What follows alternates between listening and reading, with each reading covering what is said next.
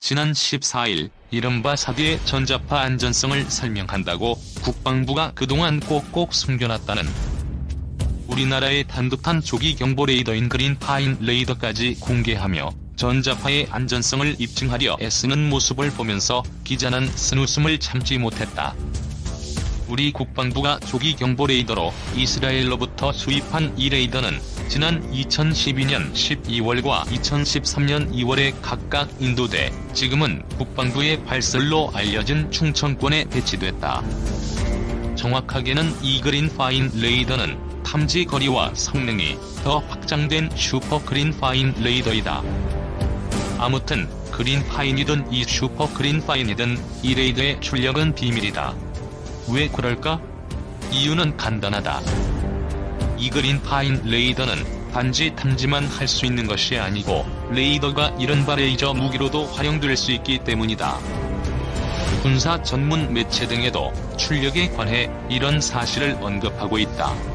또 해당 군사 전문 매체 등에는 그린파인 레이더가 추적하고 있는 미사일 등의 레이더 출력 등을 강화해 그 미사일의 전자장치 등을 파괴할 수 있는 능력이 있다는 사실을 분명히 밝히고 있다. 한국에 배치된 그린파인 레이더 시 해당 제작사 공개 사진 캡처. 한마디로 출력을 높이면 전자레이저 무기가 될 수 있다는 것이다. 국방부가 출력은 밝히지 않으면서 사드 레이더보다 이 그린파인 레이더가 더 세다고 주장하는 이유이기도 할 것이다. 그런데 대체 출력을 얼마로 하고 전자파 측정 실험을 했다는 것인지 그 내용을 알 수 없는 기자는 그저 황당할 수밖에 없었다. 하지만 진짜 기자가 쓴웃음을 지은 것은 이것이 아니다. 대체 출력을 얼마로 하고 전자파를 측정한 것이냐고 물어본들 그것은 군사 기밀이라고 하면 할 말이 없기 때문이다. 정말 기자를 웃게 한 것은 바로 이제는 180도 바뀐 한국 국방부의 태도였다. 즉, 한국 국방부는 문제가 되고 있는 사드 레이더인 미국 레이시온 4 레이더를 입찰 과정에서 탈락시키고 이스라엘제 그린파인 레이더를 택했다. 사드 레이더가 필요 없다고 탈락시킨 국방부가 자신들이 도입한 그 이스라엘제 레이더 앞에서 다시 사드 레이더의 안전성을 홍보하는 그 모습이 너무도 안타깝고 심하게 표현하자면 불쌍하게 보였기 때문이다. MB 당시 국방부 관계자 사드 레이더는 우리 현실과 맞지 않는다며 거부. 방위사업청이 지난 2009년 5월 탄도 유도탄 조기 경보 레이더 사업 입찰을 재공고하자 현재 채택된 그린파인 레이더 제작사인 이스라엘의 엘타4와 네덜란드의 탈레스 4 그리고 바로 사드 레이더를 생산하는 미국의 레이시온 4가 입찰에 참여했다. 당시도 사드 레이더가 입찰에 참가하자 이른바 미국의 미사일 방어 체제에 포함되는 것이 아니냐는 여론이 비둥했다. 결국 레이시온 4의 사드 레이더는 중간에 탈락하고 이스라엘제와 네덜란드제가 최종 경합 과정을 거쳐 이스라엘의 그린파인이 조기 경보 레이더로 채택된 것이다. 지금은 거의 드러난 사항이지만 미국은 이미 2009년 이전부터 X밴드 레이더를 한국에 배치하고자 추진했다. 그러나 이는 미국의 미사일 방어 체제에 참여라는 국내외적인 것은 역풍으로 그 시도는 성공할 수 없었다. 당시도 군의 한 관계자는 한국이 이 레이더를 도입하는 순간 MD 참여는 보다 분명해지고 북한은 물론 중국과 러시아 등 주변국들의 반발을 불러일으킬 수 있다는 부담에 따라 포기했을 것이라고 분석했다라고 언론에 보도됐을 정도이다. 미국의 사드 레이더인 레이시온 4가 탈락하고 난 다음에 언론 보도도 별반 다를 것이 없었다. 당시 군 관계자들은 인터뷰에서 미국형 MD는 기본적으로 중장거리형 미사일을 요격하는 체제라 그대로 도입하는 것은 무의미하다라고 밝혔다. 또 더 구체적으로는 레이시온 4의 FBX는 ICBM을 요격하기 위한 지상 요격용으로 우리 현실과 맞지 않는다고 밝힐 정도였다. 바로 지금은 사드 반대와 무용론을 주장하는 측에서 강조하고 있는 내용을 당시는 사드 레이더를 탈락시킨 국방부 관계자들이 똑같이 발언한 것이다. 정말 사람이 이래도 될까? 더구나 국민의 생명과 안전을 지켜야 하는 국방부가 이래도 되는 것일까? 사드 문제가 불거지자 기자와 통화한 한국 피해 의원이 첫마디에 아니 김 기자도 알다시피 이명박 정권도 사드는 막았는데 이게 말이 됩니까라고 외친 이유이기도 하다. 레이더의 출력이야 또 비밀로 하면 되지만 불과 7년 전후에 했던 발언들은 또 무엇으로 덮으려 할까? 그렇게 사드 레이더 무용론을 외치던 국방부 관계자들이 이제는 자신들이 택한 그린파인 레이더 앞에서 다시 사드 레이더를 숭배하게 만든 보이지 않는 손은 무엇일까? 슈퍼 그린파인 레이더. IAI 산하 기업인 엘타의 대탄도탄 방어 체계 중 ELM2080S 블럭시 그린파인 대탄도탄 조기 경보 위상 배열 레이더는 기존 ELM2080 블럭비 그린파인 대탄도탄 조기 경보 위상 배열 레이더의 개량형으로서 이미 블럭비형 외환국에 배치되어 운용되고 있다.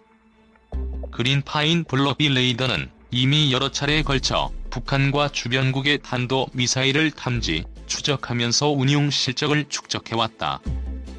이러한 운용 실적 중에는 그린파인 블럭비 레이더가 한국이 보유한 여타 탄도탄 탐지, 추적 체계들보다 탄도탄의 추적, 식별, 발사원 역추적 성능이 우수하다는 것을 입증한 사례도 많다.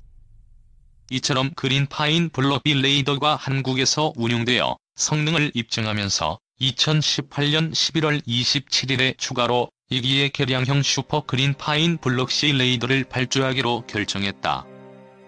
발사 징후 탐지를 위해서는 일본이 보유한 첩보위성 4기와 함께 한국 공군의 백두-2 신호 정보 수집 정찰기와 한국 미군의 아큐포 글로벌 호크 고고도, 무인 정찰기, 지상 감시 정찰기 등으로 획득한 정보를 공조받을 필요가 있으며 부스터 단계를 포함한 대기권 상승 단계에서 북한 탄도미사일 탐지와 추적을 위해 한국 공군의 ELM2080 그린파인 블럭비 위상 배열 레이더와 한국 해군의 세종대왕급 이지스 구축함의 스파이 1D 레이더로 추적하여 생성한 트랙 정보를 공유해야 할 필요가 있다. 탄도미사일을 탐지할 수 있는 위치에 상시 배치할 수 없는 이지스함과 달리 그린파인 AESA 레이더는 상시 탄도 미사일을 탐지, 추적할 수 있는 위치에 배치되어 조기 경보 태세를 유지하고 있다. ELM2080 그린파인 레이더는 10권 전리층 감소율이 적은 L밴드를 사용함으로써 세종대왕급 이지스 구축함에 통합된 AEN 스파이 1D 위상 배열 레이더보다 더 높은 고도까지 탄도미사일을 추적할 수 있다. 이 점은 그린파인 레이더와 종종 비교되는 대탄도탄 조기경보, 교전용 AESA 레이더인 AEN-TPY2 레이더와 비교할 때에도 슈퍼 그린파인 레이더의 강점이다. 두 시스템은 서로 특성이 상이한 시스템으로서 양자 모두 고유 장점을 가지고 있다. AEN-TPY2 레이더는 장거리 조기 경보용으로 X밴드에서 파장이 긴 대역과 좀 더 적은 채널을 사용하며 각 채널에 더욱 많은 송수신 모듈이 할당되도록 세팅된 조기 경보 레이더로 운영하거나 또는 화력 통제 용도로 세팅되어 주로 제2밴드를 사용하며 더 많은 채널을 운영하며 탐지거리는 더욱 짧은 화력 통제용 레이더로도 운용된다. 린파인 레이더 전자파 허용 기준의 4.4% 수준. 고고도 미사일 방어체계 사드의 전자파 유해성을 둘러싼 논란이 일고 있는 가운데 군이 14일 충청 지역의 그린파인 레이더 기지와 수도권의 패트리엇 미사일 기지를 잇따라 언론에 공개했다.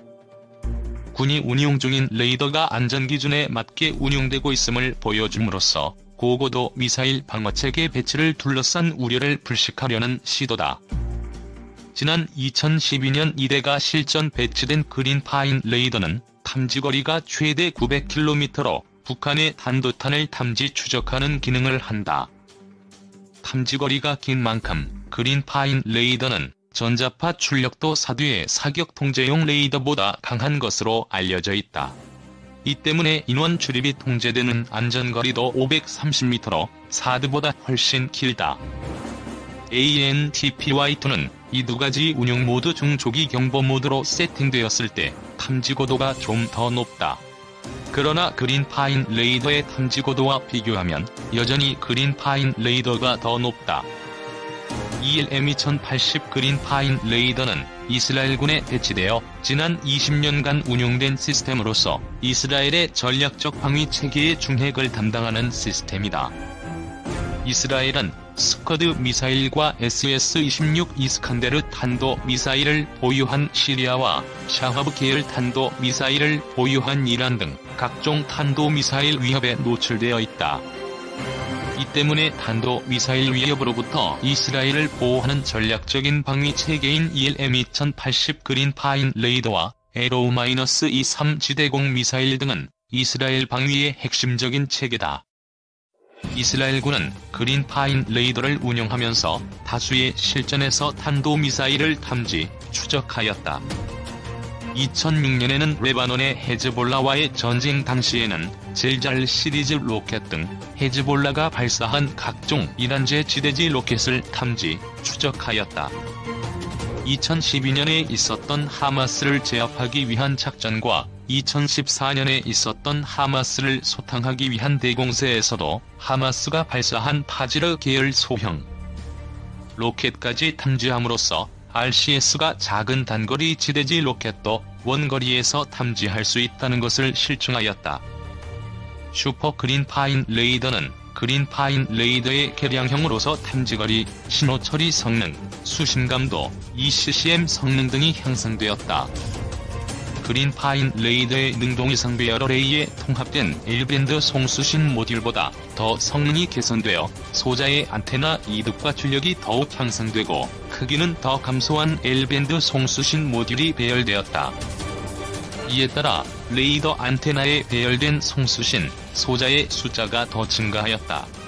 사용 대역이 그린파인 레이더의 그것과 같기 때문에 송수신 소자 사이의 간격은 동일하지만 더 컴팩트한 소자가 결합되면서 소자 숫자가 더 증가하여 슈퍼 그린파인 레이더는 그린파인 레이더의 안테나보다 더 많은 송수신, 소자를 보유하게 되어 동일간 빔 송출 각도에서 안테나 이득이 더욱 높아졌다. 기술 발달에 따라 개별 송수신, 소자의 송출 이득이 향상된 것 역시 슈퍼 그린파인 레이더의 안테나 이득이 증가한 요인 중 하나이다. 그린파인 레이더의 경우에도 주파수가 낮은 L밴드를 사용하면서도 수천 개의 송수신 모듈과 대형의 안테나, 다채널의 위상 변조를 이용한 빔포밍 기법으로 높은 안테나 이득을 보유한 시스템인데 슈퍼 그린파인 레이더는 그보다 안테나 이득이 더 향상된 것이다. 슈퍼 그린파인 레이더의 송출 출력이 증가한 것과 함께 슈퍼 그린파인 레이더의 ECCM 성능과 탐지거리를 더욱 향상시킨 요인이다. 아울러 신호 수신 단계에서의 안테나 이득도 향상되어 수신 감도도 더욱 향상되었다. 신호 처리 프로세서와 데이터 프로세서의 성능이 향상된 것 역시 슈퍼 그린파인 레이더의 중요한 향상점 중 하나이다. 컴퓨팅 파워가 증가하면서 생성, 관리 가능한 최대 트랙 숫자가 증가하였기 때문이다.